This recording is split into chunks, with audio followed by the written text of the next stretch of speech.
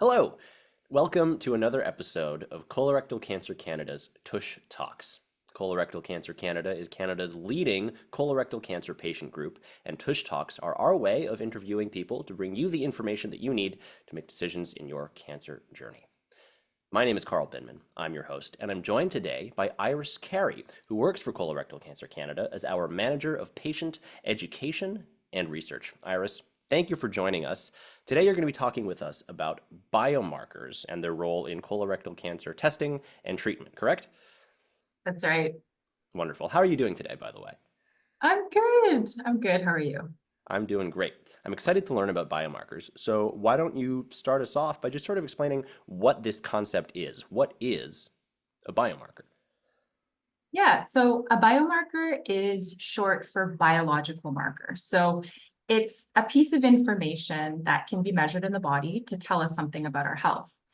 And so some common biomarkers that I'm sure, pretty much everyone's heard of include blood pressure, your blood type, cholesterol levels, or blood sugar levels, which all can be measured in a blood test.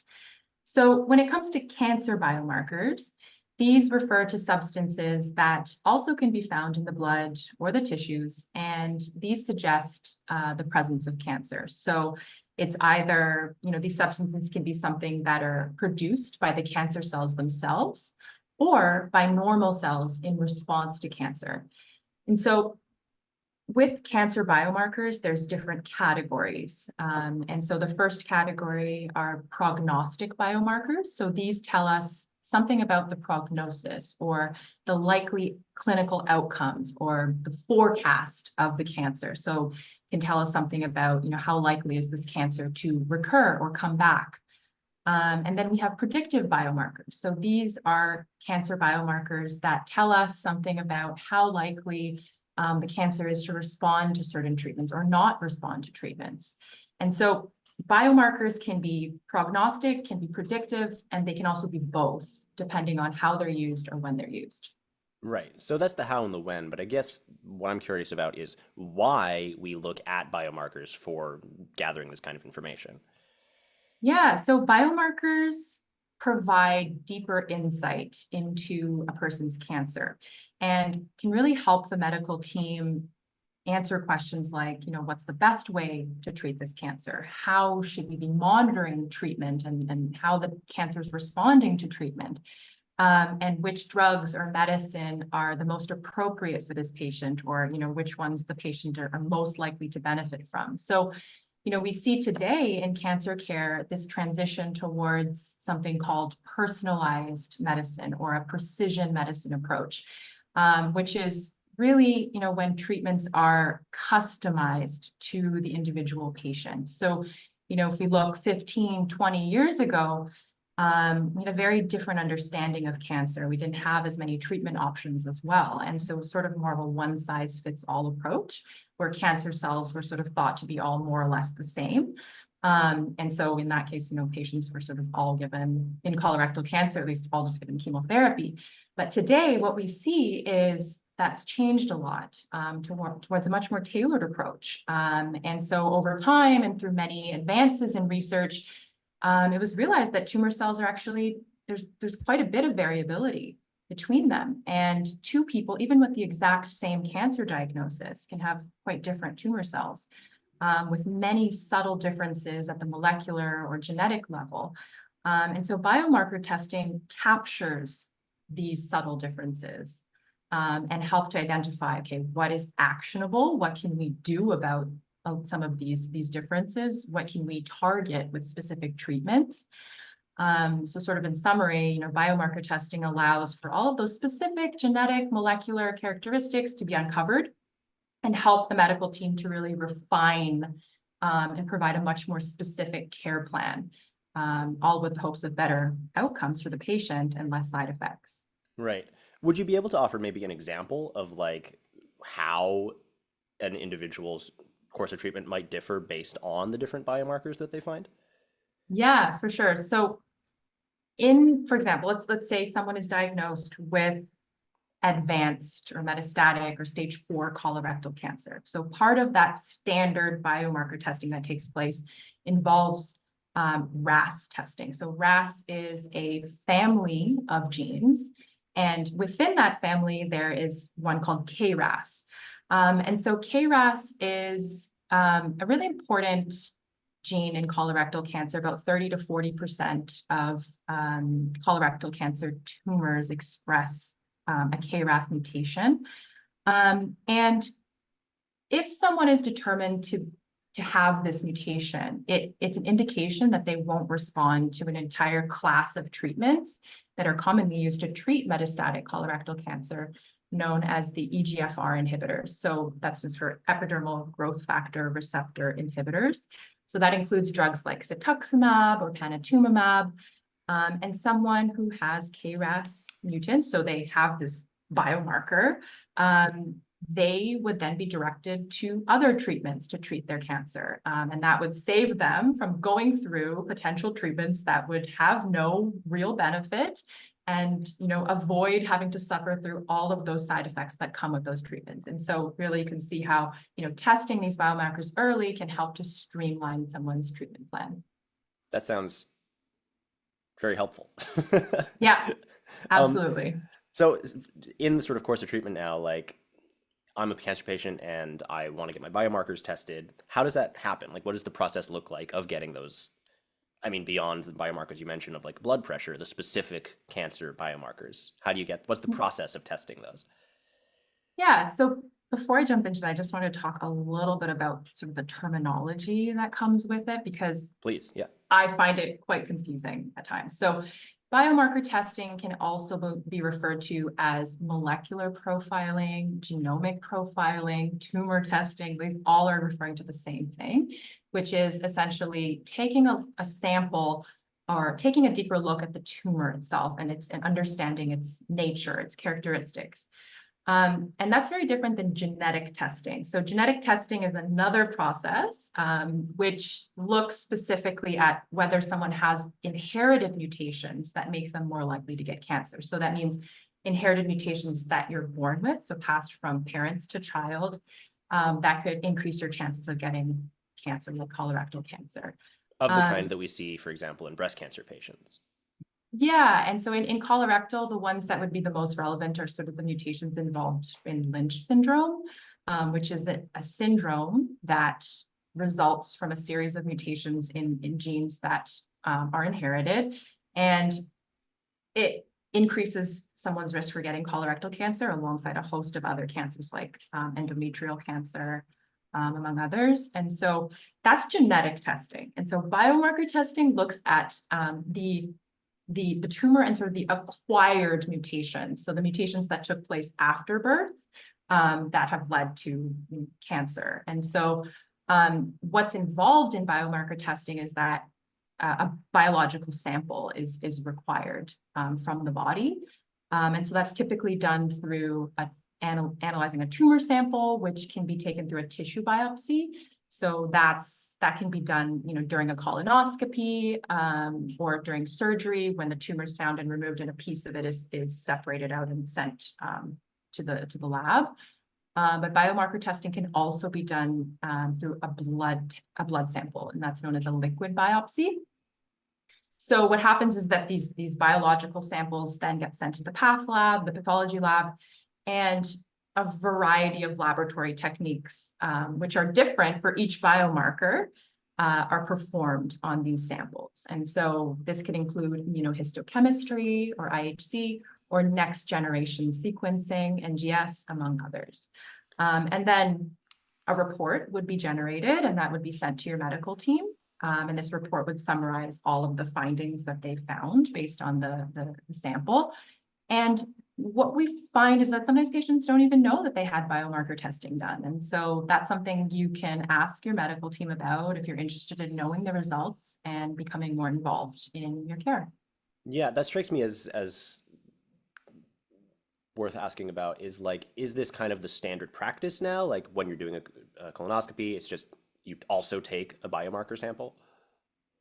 Yeah, so it varies. So, well, yeah, they'll always take a biopsy, but the biomarker tests that are performed on it will vary. So, for example, all if we talk about, okay, generally for biomarker testing, for all colorectal cancer patients, they will undergo MSI testing. And so that's done for all stages.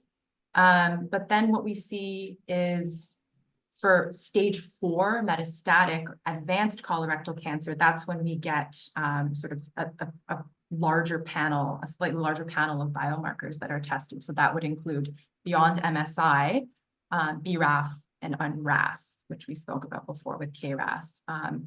So yeah, it varies by stage Right. which tests would be performed. You mentioned MSI. Can you elaborate a little bit on what that is? Yeah, so MSI stands for microsatellite instability, and it's a very important biomarker in colorectal cancer. So about 10% of colorectal cancer patients have the MSI high, which is written as MSI slash or dash H slash DMMR, which stands for mismatch repair deficient. And this is a biomarker that's present in, again, 10% of colorectal cancer tumors. So it's a really important biomarker because it tells us whether certain patients will be eligible for a class of treatments known as immunotherapy.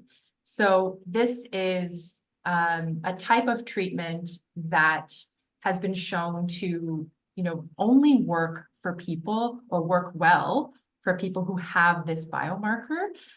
Something about, so I'll just talk a little bit about what microsatellite instability actually means, like on a cellular level.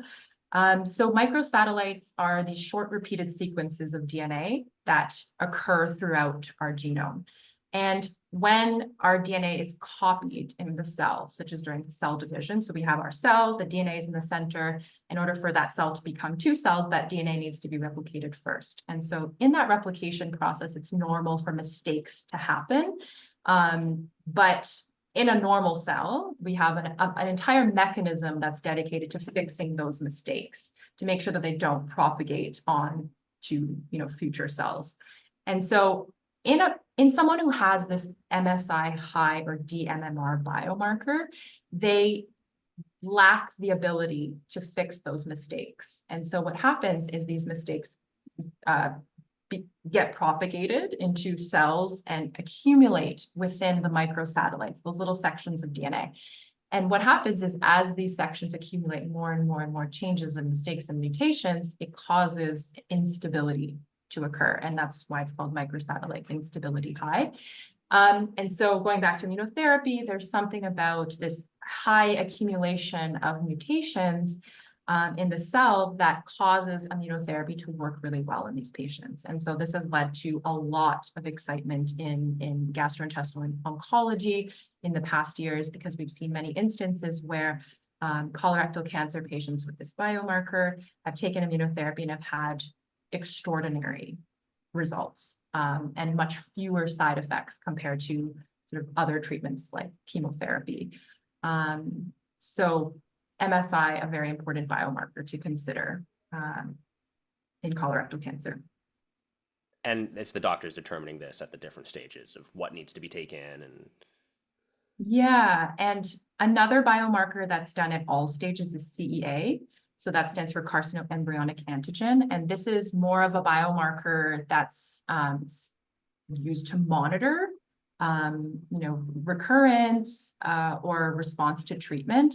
So with CEA, so it's a protein and it can be measured in the blood. And it's been found that its levels may be elevated in many colorectal cancer patients. So after treatment, CEA levels can be measured to see how the tumor has responded to treatment, where successful treatment is expected to cause a decrease in CEA levels, and elevated CEA levels after treatment may indicate that the cancer is not responding to treatment and actually progressing. right. The last Tush talk that I recorded with one of your colleagues, in fact, was Yeah, around something called ctDNA testing, which yeah. was sort of posed as an advance on CEA testing.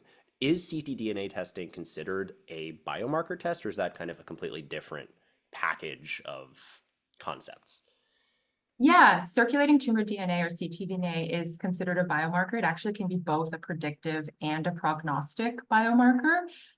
So just going back to CEA. So CEA is it is the standard biomarker that's used to monitor treatment response and recurrence. But the issue with CEA is that it's a non-specific cancer biomarker. So what that means is its levels can change as a result of other factors that happen in the body and not just cancer. And so because it's non-specific, we can't use just a CEA test to say for sure that the cancer has recurred or for sure that this cancer is responding to treatment. So it's usually done in the context of a variety of other follow-up tests like a CT scan or X-ray, et cetera.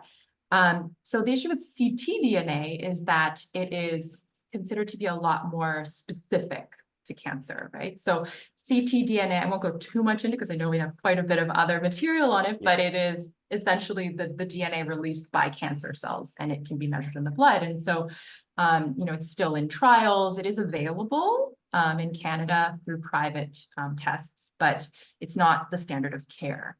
And so it's still being tested and understood better.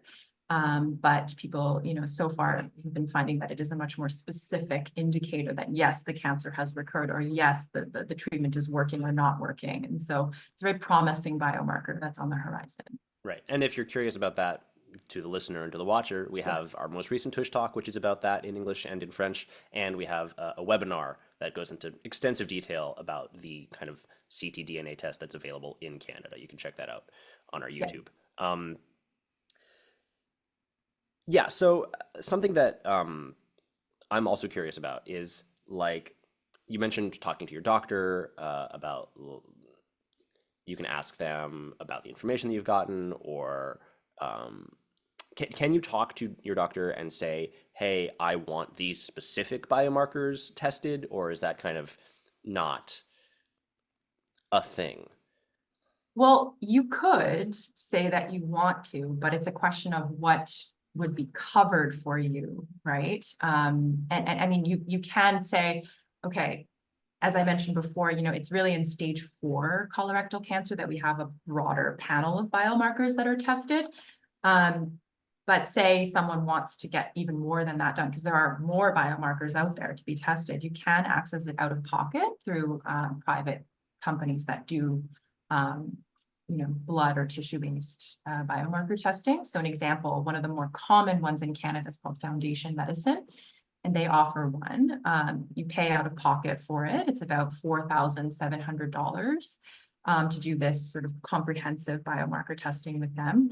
But in terms of the other ones that are covered in Canada, those are only covered depending on the stage of cancer you're at, right? And there are variabilities between the provinces and territories.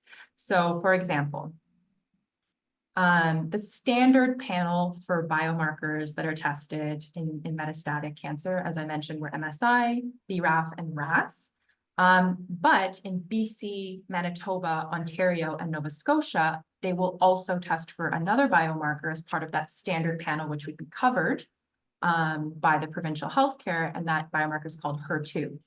And so other provinces like Alberta and Quebec, they wouldn't have coverage for that additional biomarker. And so there is sort of this variability between provinces and territories, so some disparities in what's available.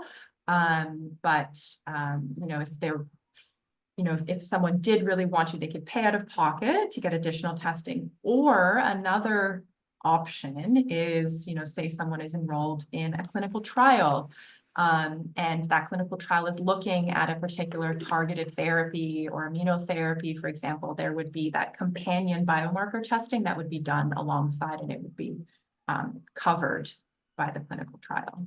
Right. And not to continually plug CCC, but we also provide guidance for patients who want access to clinical trials. We tend to work with Yeah, patients to facilitate that process. yeah, absolutely. Something we do hear from patients are kind of some standard questions when we're discussing any treatment or process involved in treatment of are there any risks? Are there any side effects involved in this? So are there any risks or side effects involved in biomarker testing? So no, only as much as there would be in, taking a tissue or blood test, to provide that biological sample. However, say you opt to do, the comprehensive biomarker testing to know, the much wider range of biomarkers that may be expressed in your tumor. There is that risk of, potentially finding out that you have a biomarker that you don't know what it does. Maybe that could bring some anxiety about that, what that means for the future if it's not well known. Because these tests, there's a lot of biomarkers out there that can be tested for, but they don't have any actionable, option available. There's no treatment available to sort of deal with that biomarker. So maybe, there could be some anxiety about what that means, but you can always discuss further with your medical team. Always a good idea to discuss with Always. the medical team. Yeah. Another question we hear often actually is preparing. How like is there any special preparation for this as opposed to like another standard kind of test? Yeah, so I mean, preparing for it involves, talking about it with your doctor. I mean, sometimes though, biomarker testing, as I mentioned, takes place without even having to have that conversation because it's standard practice, particularly in the advanced stages. But, you would have to, in preparation for it, share your medical history, follow any instructions that may be there for fasting or stopping medications, particularly if it was a blood test. And then you would go in and provide the sample, whether it's a blood or tissue sample, and then you'd wait for the results and then discuss the results with your medical team to determine Yes. next steps. So say that you have started treatment for your colorectal cancer and you are talking with your doctor and you find that some of these sort of biomarkers have not necessarily been tested for. Is it still beneficial to undergo biomarker testing if it wasn't done prior to starting treatment? Yeah, it is still recommended that you undergo that testing because it could, you know, impact your current treatment plan. And so, for example, say someone is diagnosed with stage 2 colorectal cancer, and then, they find out that it progresses to stage 4, or metastatic. Um, it would Biomarker testing would be done in that case again, to get the more complete, profile of the tumor at that stage. So yes, it is beneficial to still undergo biomarker testing, and of course, always in conversation with your medical team. Right. And so I guess after the primary course of treatment is concluded, is biomarker testing a way to like check about recurrence or basically just recurrence? Yeah, well, that currently is only done through CEA, so that protein that is tested in a blood test. And again, as we mentioned, it's not the most specific cancer biomarker, but it is done, with the other standard imaging tests at regular intervals to see if the cancer has recurred. But again, biomarkers such as ctDNA could also be used for that purpose of monitoring recurrence in response to treatment. So, but that again would have to be done through the private tests, through the Signatera test. Right. A question that's sort of for my own personal edification, but I think might be interesting for people to hear about is you mentioned that 15, 20 years ago, these tests weren't necessarily done. What are the advances or changes in medical practice that have enabled this sort of more precision medicine oriented kind of work? Yeah, so I think it's a variety of factors. But if I think about, I mean, just advancing in the way that we understand a tumor cell, right? Like that has changed so much from what I mentioned, seeing them as all the same, but now realizing that there's actually quite high variability and they're quite different from one another. And along with that, we've had so many advances in new treatment options when it comes to particularly targeted therapies. So those are the therapies that quite different than chemotherapy, which, chemotherapy will just attack all fast-growing cells in our bodies. So that includes cancer cells, but also includes cells like our hair or our skin or our mucosal cells that line our digestive tract. And that's why we have a lot of side effects. But targeted therapies, what they do is they will specifically attack tumor cells that express a particular biomarker. And so with these advances of this understanding of the tumor, characteristics, more targeted therapies have become part of our sort of standard arsenal of treatments. And that has, really improved outcomes for a lot of patients, particularly in the metastatic stage. But also, when we think about the different techniques for actually performing biomarker testing, so that's also improved a lot. I mentioned next generation sequencing, and it's a very complex, procedure, but what it does is it analyzes huge amounts of genetic material at once and really quickly. And in the past, that just wouldn't have been feasible to do for so many patients because it takes so much time and be very, very costly.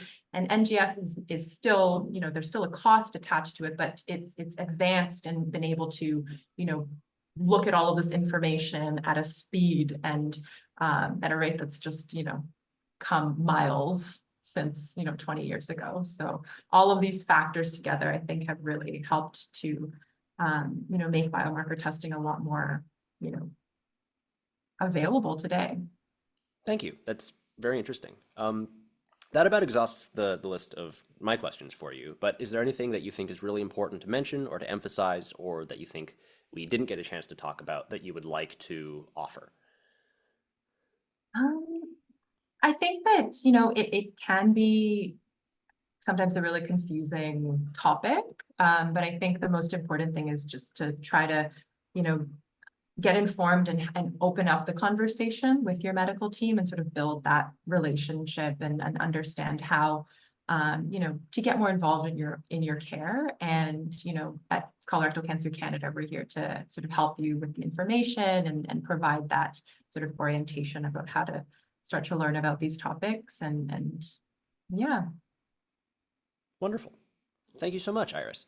To Thank the you. listener and the watcher, for more information on biomarkers, biomarker testing, and a whole host of other colorectal cancer related topics, you can visit colorectalcancercanada.com, where we have resources available for you.